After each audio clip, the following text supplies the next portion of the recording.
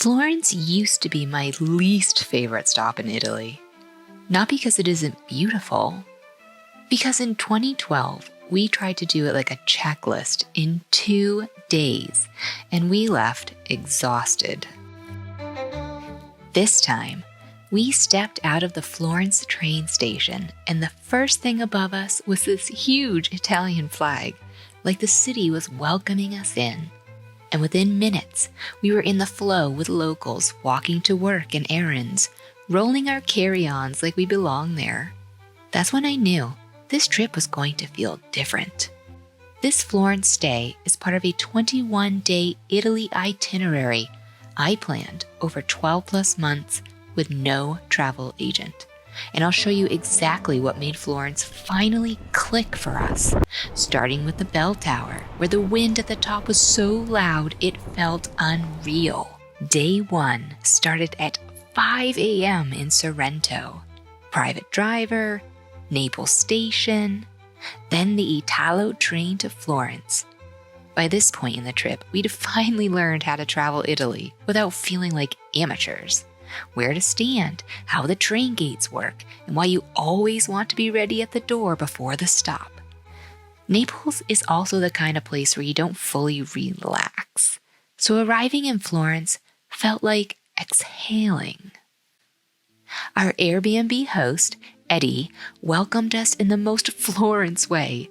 He leaned out the window above the entrance and said hello, then came down and walked us up the narrow stairs. He gave us a quick, thorough walkthrough and even suggested we keep our passports in the safe. The location was perfect, but stepping outside, chaos. Our door was next to a pizza shop, so it was constant cars, bikes, and people. Every exit felt like a little obstacle course. Our first big Florence decision. We climbed Giotto Bell Tower instead of the dome.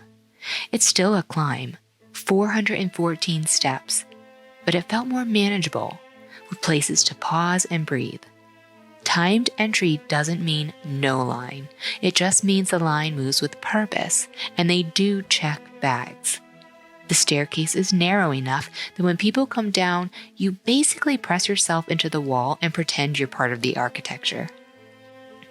The hardest part for me was near the top, when the stairs get steep and you can't see how much is left. And then we stepped out at the top, and Nick and I just looked at each other like, are you hearing this? The wind was so loud it felt almost deafening. We kept waiting for the bell to toll, and I was genuinely thankful there was metal caging around the top, because that wind did not play around. But the view? Florence laid out below us like a painting, with the dome right there across the way.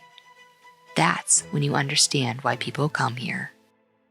After that climb, we were starving, and this was the meal we still talk about, Ciro Sons. Nick and I shared a pizza with pesto, burrata, and mozzarella, and I am not exaggerating when I say it was my favorite pizza of the entire 21 days. If you're gluten-free, this was one of the easiest yes meals we had in Florence. Later, we did something that feels uniquely Florence, a wine window. You knock on a tiny wooden door in a wall, order, and a hand appears with a glass of wine. Standing there in the street with a glass in your hand feels slightly naughty, because at home, it would probably be illegal. These little wine windows have been part of Florence since the 1500s, and during the plague in the 1600s, they were literally used for contactless wine service. So when you knock and they hand you a glass through a tiny door, you're not just being cute, you're basically participating in a very old Florence tradition. And if you want it to feel extra magical, do it during aperitivo, late afternoon into early evening, around 4 to 8. One thing I started doing on our first night in a new place is what I call our Dolce Vita stroll, something low pressure that helps us get oriented without feeling like we need to do anything yet. Rick Steves' audio walks are perfect for that. You press play, start walking, and the city introduces itself. Florence was crowded in the main squares, so we didn't force photos. We just walked and let the city show itself. And then we hit this moment in Piazza della Repubblica, an accordion player in the square, playing YMCA, with the carousel turning and people laughing and singing along. It sounds small, but it completely shifted the day for us. It stopped feeling like we arrived in Florence and started feeling like we were actually in Florence. That night, we had a reservation at Hosteria il Desco, one of those places that's recommended again and again, especially by gluten-free travelers. The room was beautiful and intimate, and sharing a cheese plate together felt very Florence. For us, the food didn't fully match the expectations set by the ambiance, although the gnocchi was genuinely excellent.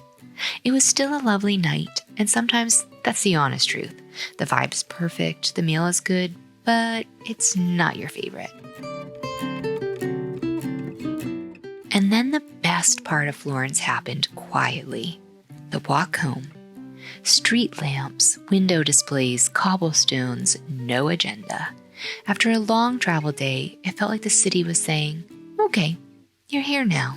If you're planning Florence and you want it to feel low stress, not exhausting, here's the system we used. We stayed walkable, planned one main highlight a day, and booked tickets and dinner ahead, so we weren't wasting time in lines or burning energy on transit. Then we used a simple map: the Duomo zone, the Uffizi zone, and across the Arno for Pitti, Boboli, and Oltrarno. That's the whole reason this worked, and let me show you how it played out. Day 2 was our crowd-smart day. Uffizi first, then a planned reset, and a calmer museum once we'd regrouped. We started at Uffizi.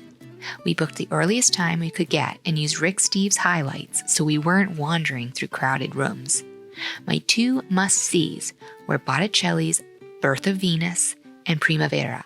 And when we finally stood in front of them, it felt like this quiet bucket list moment in the middle of a very busy museum. And I'm going to be honest, it was crowded, even that early. The most popular works were surrounded by people, so it wasn't really a sit and take it all in kind of visit, even if you wanted it to be. That's exactly why we scheduled a relaxed brunch right afterward. Crowds like that can get tiring fast, and we needed a reset. Brunch isn't really a traditional Italian thing. Breakfast here is usually quick and sweet, but Rooster Cafe leaned very American, and after 10 days in Italy, we were genuinely ready for it. Omelets, potatoes, and that American coffee with refills felt like a little taste of home. From there, the market was nearby, so we wandered through and just took in all the color, especially the leather goods. I found a belt I loved and put it on immediately, because Florence has that effect. And yes, we also stopped for gummy bears, except they weren't bears. We laughed way too hard and kept walking.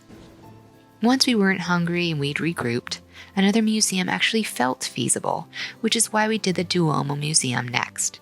It was calmer, less crowded, and a really nice way to keep the day cultural without burning ourselves out.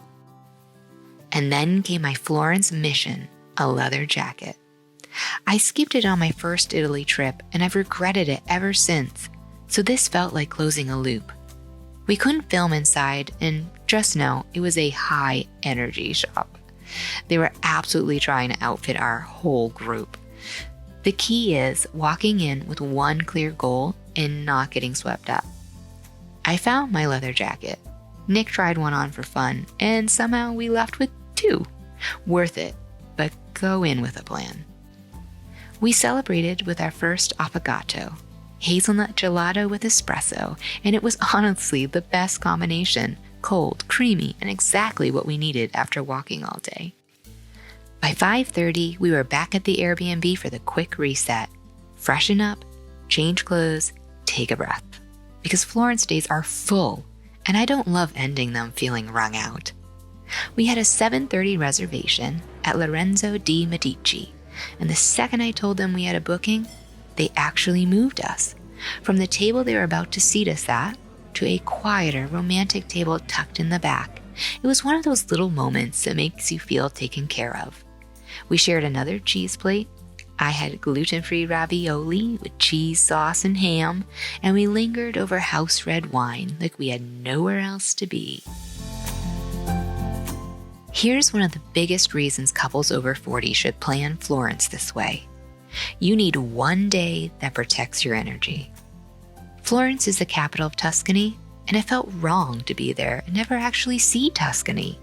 Vineyards, hills, the postcard version, without having to deal with driving. So we built in a small group Chianti day with a designated driver and a guide who made everything feel easy. Our first stop was a castle winery, and by the end of that first round of pours, we were already a little tipsy and laughing like, wait, we still have the rest of the day. Lunch was run by two Italian brothers, and the chef basically scolded us, lovingly, for not eating enough. It was chaotic in the best way. Back in Florence that night, we kept it simple. Laundry, snacks, wine at the table, and we all pretended we were sommeliers, recapping the day like experts. And honestly, that one Tuscany day is the reason we still had energy for Pitti, Boboli, and our last night in Florence. And yes, I'm making a full Chianti vlog because that day deserves its own story. Our big plan for our last full day was Pitti Palace and the Royal Apartments, then Boboli Gardens and Oltrarno for wandering. Crossing the Arno that morning felt like stepping into a quieter Florence. Pitti and Boboli have this calmer, more wander energy. Inside the palace, it's full-on opulence, chandeliers, gilded rooms, and ceilings that make you stop mid-step and just stare. And then Florence reminded us it also has a sense of humor. We turned a corner and found a couple of paintings that were, let's say, very committed to realism. We laughed, pulled ourselves together like adults, and went right back to admiring those ceilings. Heads up, the Royal Apartments require a time slot online, even though they're included in your ticket. The Royal Apartments themselves felt like a moving window into how the other half lived. Room after room of velvet, gold, and details you'd never notice if you were rushing. We didn't need a guided tour to enjoy it. We just needed time and a little patience with the process. After the palace, we headed into the Boboli Gardens, and it felt like the reset we didn't know we needed. Wide gravel paths, cypress-lined lanes, and these open views back over Florence that make you slow down without even trying. It was also warmer than we expected, and Boboli is more uphill than it looks on a map, so if you're coming on a sunny day, bring water and wear real walking shoes.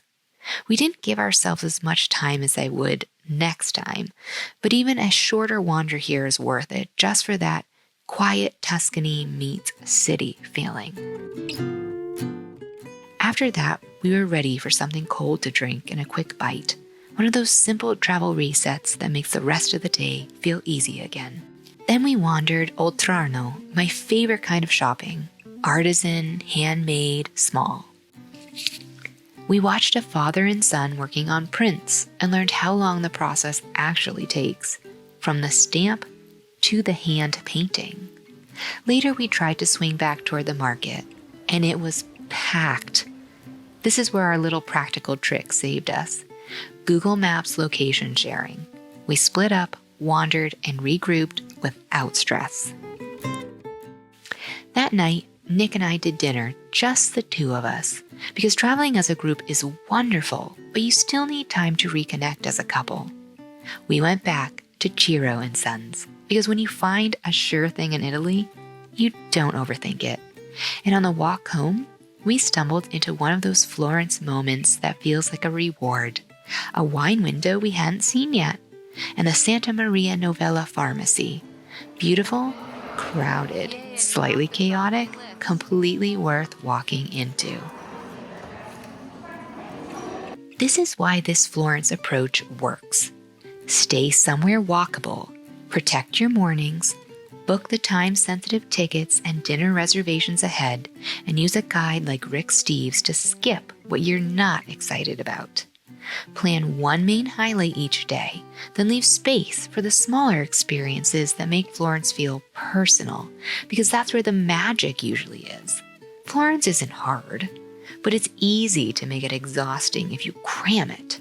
And if you want the exact map route and the ticket plan, Uffizi timing, bell tower versus dome, and how to time Pitti and Boboli, plus the one small booking detail that almost cost us the Royal Apartments, that's the next video.